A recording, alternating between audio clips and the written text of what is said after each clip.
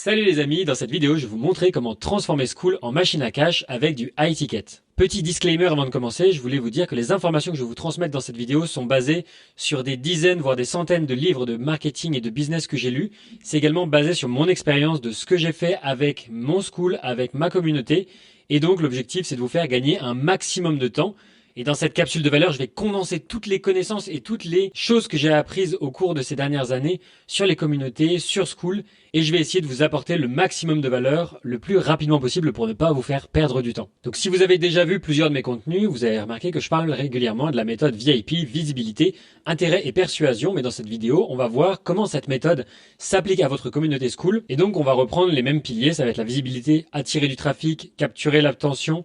Ensuite, on va arriver dans la section intérêt pour susciter l'intérêt et du désir, et enfin la phase de persuasion dans laquelle vous allez apporter de la valeur et inciter à l'achat. Et on va reprendre ces trois phases les unes après les autres pour votre communauté Skool. Mais avant ça, il faut que l'on parle de comment fédérer votre communauté. Parce que là, vous venez de créer un groupe, mais vous savez pas comment vous différencier, comment est-ce que vous faites. Il y a deux éléments pour fédérer votre communauté et vous différencier. La première, c'est de créer un branding nous contre eux. L'objectif, c'est de créer un sentiment d'appartenance. Et comme le dit Jeff Bezos, votre marque est ce que les gens disent de vous quand vous n'êtes pas dans la pièce. Donc l'objectif, c'est d'avoir trois éléments. Il y a le langage spécifique, donc utiliser des termes que vous inventez, des méthodes que vous créez. Une histoire d'origine qui est bien différenciante, qui explique pourquoi vous avez créé cette communauté et comment vous en êtes arrivé là. Et les philosophies que vous désapprouvez, donc par exemple, pour nous dans la Founder Family, on est contre la mentalité victime, donc ceux qui se complaisent dans la passivité, qui ne prennent pas de mesures pour améliorer leur situation. La deuxième chose, c'est le pessimisme, les gens qui se plaignent constamment et qui sont toujours négatifs, ceux qui disent constamment que ça marchera pas et qui découragent les autres. On est contre toutes ces informations télévisées, c'est du fucking lavage de cerveau, ça nous rend débiles et ça sert à rien du tout. On prône la liberté, mais ceux qui sont pas prêts à mettre les mains dans le cambouis, à travailler, qui manquent de persévérance et qui abandonnent facilement, la Founder Family n'est pas faite pour eux. Et pour terminer, les membres de la Founder Family sont ceux qui refusent de suivre les règles qui sont imposées par la société et de tout remettre en question. Et donc, on est contre la conformité. Et donc ça, c'est le type de philosophie que vous pouvez avoir dans votre communauté. C'est d'avoir vos propres valeurs et c'est votre branding qui va attirer et repousser les gens. Ce branding-là, il se retranscrit dans votre page à propos. La page à propos, c'est la page de présentation de votre communauté sur Skool. Donc sur votre page à propos, il y a plusieurs manières de faire. Vous pouvez avoir une description dans laquelle vous allez dire « Cette communauté est pour vous si vous êtes le type de personne qui fait ceci et cette communauté n'est pas pour vous si vous êtes le type de personne qui fait cela ». C'est très très fréquent en marketing sur les pages de vente d'avoir ce produit est fait pour vous si ce produit n'est pas fait pour vous si vous êtes ce type de personne. Vous pouvez également mettre ce même type d'information sur la vidéo de présentation qui se trouve sur la page à propos. Ça peut être une vidéo de vente, ce qu'on appelle dans le jargon une VSL, une Video Sales Letter. Et une fois que la personne a pu vérifier si elle était adaptée pour ce groupe-là, vous pouvez quand même filtrer derrière pour vous-même vous assurer que vous n'ayez pas des touristes ou des spammers dans votre communauté. Comment rajouter ces filtres-là ? Vous pouvez simplement poser des questions sur leurs objectifs et leurs défis avant de rentrer dans la communauté, ce qui permet de voir s'ils sont alignés sur la grande vision que vous avez. Et un autre filtre que je vous recommande, c'est d'avoir une photo de profil. Ça permet d'avoir une communauté engagée. S'il n'y a pas de photo de profil, on ne peut pas créer des connexions, donc c'est très important. D'ailleurs, si vous voulez que je vous aide, si vous êtes un infopreneur, un coach, un formateur en ligne, un créateur de contenu et que vous voulez créer ce genre de système, eh bien, réservez un appel de consultation gratuit. Mon objectif, c'est de vous apporter un maximum de valeur gratuitement. Je vais tout faire pour essayer de vous débloquer dans votre situation. Mais quoi qu'il en soit, que ce soit dans une semaine, un mois, 3 mois, 6 mois, je suis convaincu qu'on va travailler ensemble parce que on vous apporte le maximum de valeur sur cette thématique. On est les meilleurs pour vous aider de passer de 0 à 4 000 € par mois avec du high ticket. Et si je peux pas vous aider, ça veut dire que vous n'êtes pas qualifié et donc on pourra pas vous aider, on pourra pas aller plus loin. Mais si je peux vous aider et vous apporter un maximum de valeur, eh bien je vous proposerai peut-être que l'on travaille ensemble. Donc cliquez maintenant, réservez votre appel de consultation gratuite. Donc vous pouvez voir maintenant que votre page à propos, l'action à faire, c'est d'améliorer votre page à propos avec les critères qu'on a vus précédemment. Et maintenant avec tous les critères qu'on vient de mettre en place, vous êtes unique, mais vous rencontrez un nouveau problème, vous êtes tout seul dans votre groupe. Et c'est pour ça que maintenant on va devoir travailler sur le pilier de la visibilité. C'est là où vous allez faire rentrer un maximum de personnes dans votre communauté. Donc il y a deux manières de gagner en visibilité. La première, ça va être de placer des appels à l'action un peu partout sur vos réseaux sociaux. Donc des appels à l'action, c'est quoi? C'est quand vous dites cliquez ici pour rejoindre ma communauté et obtenir des ressources, etc. Donc sur les réseaux sociaux, vous allez pouvoir le mettre dans votre bannière, dans votre bio, des liens épinglés en fonction des différentes plateformes et vous pouvez également le faire à travers des interactions, par exemple en réponse à des tweets, à des messages, à des posts. Mais il faut faire bien attention de personnaliser, de ne pas copier-coller un message bêtement parce que ça se ressentira, ça se verra. Par exemple, vous êtes sur Instagram et vous venez de poster un commentaire qui apporte énormément de valeur et à la fin, vous pouvez dire « D'ailleurs, si tu veux, j'ai une communauté sur le sujet qui devrait t'aider à résoudre ton problème ». Et donc maintenant, on va voir comment capter l'attention. Donc il y a 6 stratégies différentes et je vous invite à en choisir une à deux sur les 6 méthodes. La première stratégie, c'est une stratégie de création de contenu sur les réseaux sociaux. Donc ça peut être sur YouTube, TikTok, Instagram, Twitter, LinkedIn. Et d'ailleurs, en parlant de contenu, je voulais vous parler du fait que j'ai une chaîne YouTube qui s'appelle Tony Rouget. Vous pouvez également me suivre sur LinkedIn et le podcast Le Tunnel dans lequel j'ai invité Stan Leloup, Emilio Abril, Paolo Z. Donc suivez-moi pour plus de contenu exclusif. Maintenant, il reste 5 méthodes et la deuxième, ça va être de faire appel à des influenceurs et de créer un partenariat avec eux. La troisième méthode, ça va être de devenir influent dans une autre communauté, on va détailler après. La quatrième méthode, c'est de faire du warm outreach, ça veut dire que vous allez contacter des personnes que vous connaissez. La cinquième méthode, c'est de faire du cold outreach et de contacter des inconnus en message privé. Et la sixième méthode, c'est de faire du parrainage et donc ce sont les membres de votre communauté qui vont inviter d'autres personnes. Donc on va commencer par le warm outreach et c'est la meilleure méthode pour obtenir vos premiers membres dans votre communauté. L'objectif est de contacter toutes les personnes qui pourraient être intéressées par votre communauté. Ça se présente sous 3 manières. La première, ça va être de définir une niche spécifique et il y aura une capsule de valeur qui sera entièrement dédiée à ce sujet-là. La deuxième, ça va être de parcourir vos listes de contacts et de leur envoyer des invitations personnalisées. Donc ça va être sur Facebook, sur Instagram, vos contacts, dans Gmail et sur WhatsApp. L'objectif, c'est pas d'avoir 2000, 3000 membres. L'objectif, c'est d'avoir 10 membres réguliers. Et la plupart des communautés, il y a toujours un 90% de gens qui sont pas là, qui sont complètement absents. Ce sont des utilisateurs fantômes. Donc commencez déjà par avoir 3 membres. Faites rentrer uniquement 3 membres dans votre communauté. Si vous êtes une personne, vous êtes tout seul. Si vous êtes 2, c'est une conversation. Si vous êtes 3, ça y est, ça commence à devenir un groupe, ça commence à devenir une communauté. La meilleure manière de faire, c'est de contacter vraiment toutes les personnes qui pourraient être intéressées dans votre entourage. Vous avez simplement à copier-coller ce texte et à l'envoyer. Je viens de créer une communauté géniale et le thème c'est XYZ. L'objectif c'est de XYZ. J'invite mes premiers membres gratuitement et à vie en tant que membre fondateur. Si tu veux en faire partie, réponds simplement OK et je t'envoie le lien. Je vais offrir une tonne de valeur gratuite, mais vu que c'est nouveau et moche pour le moment, tu peux y accéder gratuitement. Simplement avec ce message, c'est ce qui m'a permis de passer de 0 à 50 membres de ma communauté et la majorité des membres de la Founder Family sont ultra actifs, donc il n'y a pas besoin d'avoir une énorme communauté, il y a juste besoin d'avoir une petite communauté de gens qui sont très motivés. C'est pour ça qu'on a vu qu'il fallait attirer et repousser les personnes dès l'entrée pour être sûr qu'ils soient qualifiés.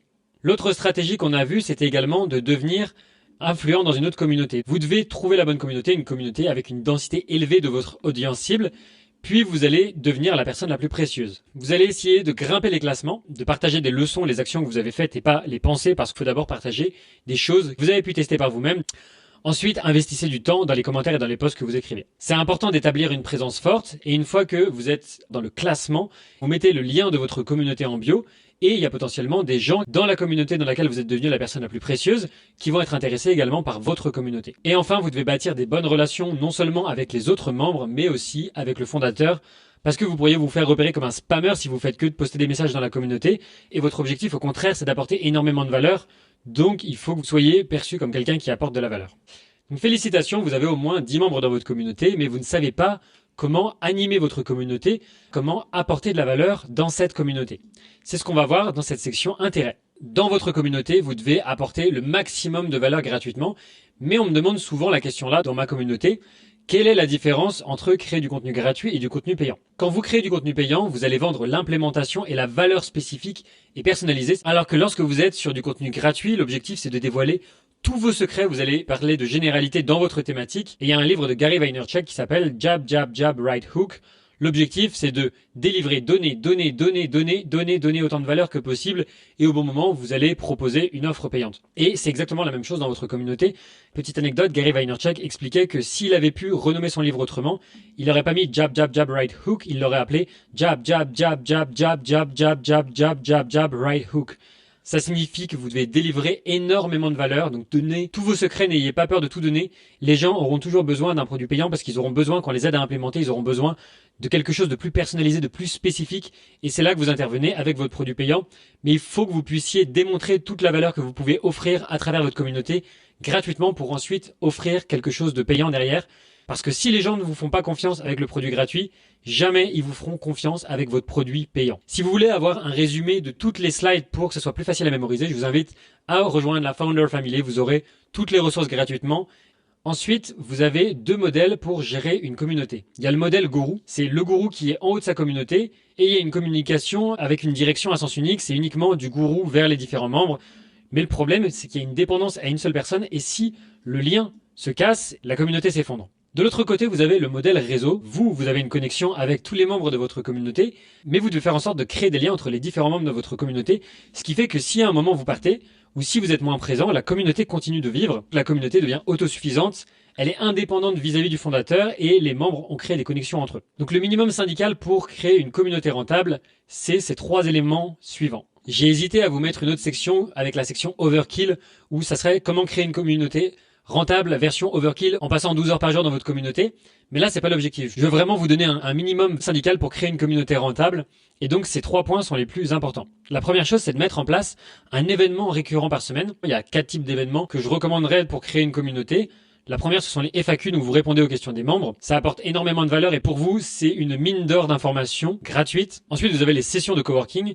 Et l'objectif, c'est de terminer le travail ensemble. Donc, ça peut être pour se motiver les uns les autres et se serrer les coudes. Vous pouvez également proposer un happy hour, c'est plus pour prendre l'apéro ensemble. La même chose pour la pause café et c'est un excellent moyen, si vous êtes sur ce modèle de réseau, de créer des connexions entre les différents membres. La deuxième chose, ça va être de créer au moins un contenu hebdomadaire de valeur. Après avoir passé plusieurs mois à tester différentes choses, j'ai remarqué qu'il y a 4 types de posts qui génèrent le plus d'interactions, qui apportent le maximum de valeur et je vais vous partager les découvertes que j'ai faites à travers mon expérience. Donc la première chose, c'est de se mettre dans les chaussons de votre audience et de parler pour eux. C'est pas de dire je, c'est un concept de copywriting and marketing assez classique, mais c'est de dire vous, comment est-ce que je peux vous aider? Qu'est-ce qui vous apporte de la valeur? Quelles sont les choses que vous voulez savoir? Et donc le premier post, c'est un post de curation des meilleurs contenus de la semaine, ce qui permet aux nouveaux arrivants dans la communauté d'avoir une vision d'ensemble. Vous pouvez mettre en avant les membres, de dire voici le classement du mois de juillet, ce qui permet de voir directement les meilleurs posts et de tirer le maximum de valeur de la communauté très rapidement, d'aller droit au but. La deuxième chose, ce sont les posts questions, parce que tout le monde aime parler de soi, donc vous pouvez poser des questions du genre « Quel est votre prénom ? Où est-ce que vous habitez ? Quel est votre livre préféré ? Votre film préféré ?» Bref, toutes les choses qui sont liées à eux, toutes ces choses-là, ça a beaucoup de valeur pour les gens. Et n'hésitez pas à rajouter un peu d'humour dans votre communauté. Le dernier type de post, c'est le sondage, et ça vous permet de comprendre les besoins de votre audience, donc c'est pareil, c'est une source d'inspiration énorme et vous pouvez d'ailleurs leur demander quel type de contenu faire, à quel rythme poster des contenus. C'est hyper important pour pouvoir designer votre communauté à l'image de vos membres. Petite astuce de pro, surtout quand vous débutez, répondez à tous les messages que vous recevez et encouragez-les à poster et à s'impliquer dans la communauté. Mettez un petit like sous leurs commentaires et n'hésitez pas à leur expliquer comment le leaderboard fonctionne, comment gagner des points. Et enfin, le troisième élément important d'une communauté rentable, c'est d'avoir un funnel avec des appels d'onboarding. L'objectif de ces appels d'onboarding, ça va être de comprendre votre audience et de vendre vos offres et on y reviendra juste après.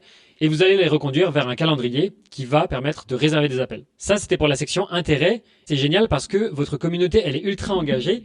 Mais maintenant, le problème, c'est que vous n'arrivez pas à vendre votre offre. Vous ne savez pas comment persuader les membres de votre communauté d'acheter votre offre high ticket que vous avez créée. Et donc, je vais vous présenter les différentes méthodes de conversion high ticket qui se trouvent ci-dessous. La première chose, ça va être de créer une VSL sur votre page à propos. Donc, je vous expliquais qu'une VSL, ça veut dire une vidéo sales letter, une vidéo de vente. Et dans cette vidéo de présentation, vous devez expliquer que vous offrez un appel d'onboarding, un appel gratuit de bienvenue, une consultation offerte à tous les nouveaux membres de la communauté. La deuxième chose, c'est dans le poste de bienvenue de faire exactement la même chose. La troisième méthode, c'est à travers les messages privés de votre communauté, vous allez envoyer des messages privés aux différents membres, ça s'appelle du setting, et vous allez leur proposer un appel. Lorsque c'est le début de votre communauté et que vous venez de la lancer, vous pouvez également proposer un loom de bienvenue en DM. Ça veut dire que vous faites une petite vidéo personnalisée pour chaque personne et vous leur dites « Salut Bobby, bienvenue dans la communauté, je m'appelle Tony, je suis le fondateur de la communauté et je souhaitais te souhaiter la bienvenue personnellement. Je t'envoie ce petit message parce que je voulais savoir comment est-ce que la Founder Family pouvait t'apporter un maximum de valeur. » Ce message a pour objectif de créer une connexion avec les nouveaux membres et ensuite, via les différents messages que vous allez rédiger, vous allez les emmener vers un appel. Et enfin, la quatrième méthode, c'est de créer des posts.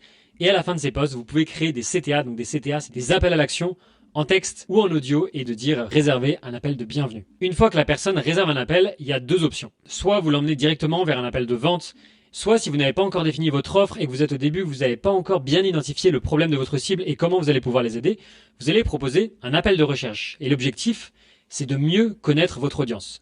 Ces appels, vous n'allez rien vendre du tout. Par contre, vous pouvez dire à la fin de l'appel, j'aurai peut-être une solution à te proposer plus tard, est-ce que ça t'intéresserait que je t'en parle quand elle sera disponible? Et si la personne dit oui, vous pourrez la rappeler lorsque vous aurez quelque chose à lui proposer. Mais comment mener des appels de vente? Eh bien, je vais vous donner quelques principes. Le premier principe, ça va être de briser les fausses croyances. Donc, pour vendre, vous devez remplacer les anciennes croyances de vos prospects par des nouvelles croyances. Et donc, c'est un processus en 5 étapes. L'étape numéro 1, c'est dénoncer la fausse croyance. L'étape numéro 2, c'est de dire pourquoi elle est fausse. L'étape numéro 3, c'est d'énoncer la nouvelle croyance. L'étape numéro 4, c'est de dire pourquoi elle est vraie. Et l'étape numéro 5, c'est de donner des preuves sur le fait qu'elle soit vraie et que l'autre soit fausse. Le deuxième élément dans un appel de vente, c'est de fournir des preuves. Il n'y a rien de plus convaincant que de fournir des preuves. Que ce soit des témoignages, des études de cas ou de la preuve sociale, ce sont les éléments les plus persuasifs et qui auront les meilleurs résultats pour vendre votre offre. D'ailleurs, en parlant de preuves, Zig Ziglar disait que la confiance est l'ingrédient le plus important dans la vente. Maintenant, le troisième élément d'un appel de vente, ça va être de contrer les objections. La manière standard, ça va être de répondre aux objections directement pendant l'appel, mais il y a une manière un peu plus créative de répondre à ces objections.